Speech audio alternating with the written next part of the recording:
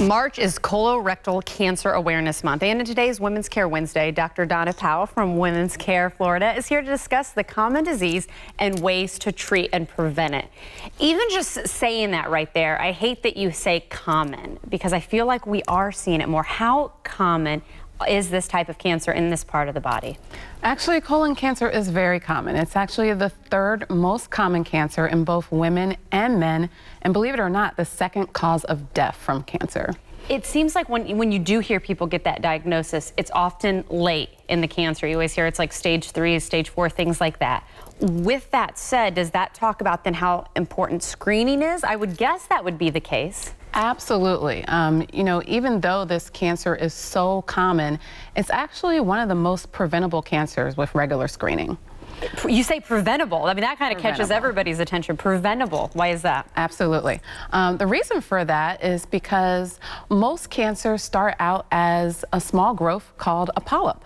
Okay, and a precancerous polyp takes about 7 to 10 years to turn into a cancer. So our whole goal is to be able to create tests to screen and detect and remove polyps before they actually have a chance to turn into a cancer. And what comes to my mind, the good old colonoscopy. Absolutely. Everybody, like, you hit a certain year and you're like, yep, I'm in my colonoscopy years now. Talk about when people do need to start scheduling these. So the majority of people need to start getting screened for colon cancer between the ages of 45 and 50. They recommend starting at the age of 45 for African Americans. We're prone to more aggressive cancers at an earlier age. Also, people who have a family history or a history of inflammatory bowel disease also may need to start earlier than that. For the majority of the population, screening is recommended at the age of 50, okay? However, just recently, the American Cancer Society, just a few months ago, released new recommendations stating that they think everyone should start screening at the age of 45. The reason for that is because we're seeing younger and younger people with colon cancer. And I know there's probably a lot of hypothesis out there as to why we're seeing younger people out there with it, but it is something that you're seeing? I'm definitely I'm seeing it in people in their 30s and 40s, believe it or not. You know, some of it is genetics, but a lot of it is lifestyle factors that can contribute as well.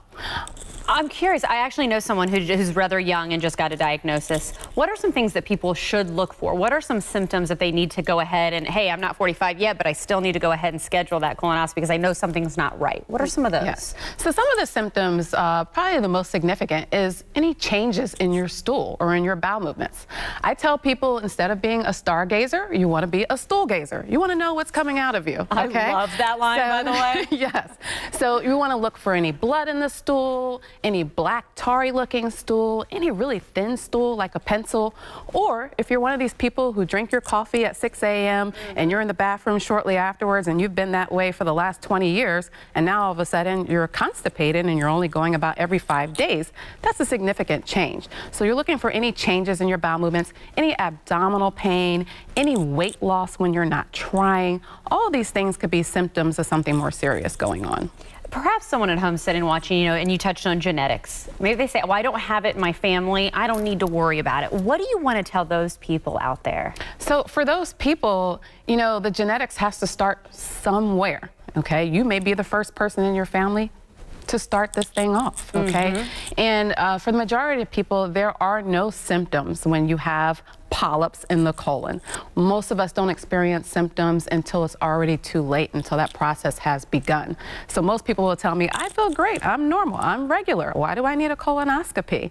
So the whole reason is we want to stop this process before it starts. If you have any polyps, we want to remove them before they have a chance to become a cancer. And that's where, kind of coming full circle, you said it is considered preventable because of the detection. Yes, ma'am. We have found that over the years, we have been able to decrease the rate of colon cancer by doing colonoscopies. However, it's still a big problem because we can't get people to do their screening colonoscopies on time or at all like they should. And you know what? I'm open. I've had colonoscopy already because of our genetics in my family. It's no big deal, people, right? It really isn't. It really isn't. And that's what I tell people. You know, it's one day out of your life where, okay, you may not be able to eat. You're going to be on clear liquids. You might be on the toilet for almost the whole night, okay? But the actual procedure, you just take a nap. But the actual procedure, you sleep, you have a great nap, you wake up and you have the reassurance of knowing, that you're protecting your future by preventing colon cancer. Again, I'm so glad that March, we're talking about this, we're creating awareness. I'm so glad that you joined us. If you want more information and want to think about getting a screening and want to talk more to Dr. Powell, just give her a call, visit the website. There's the information you see on your screen. Again, Dr. Powell, this has been so great. I don't think we can talk about it enough, but unfortunately we are out of time, so we have to talk about it. Thank you so much for having me, Natalie.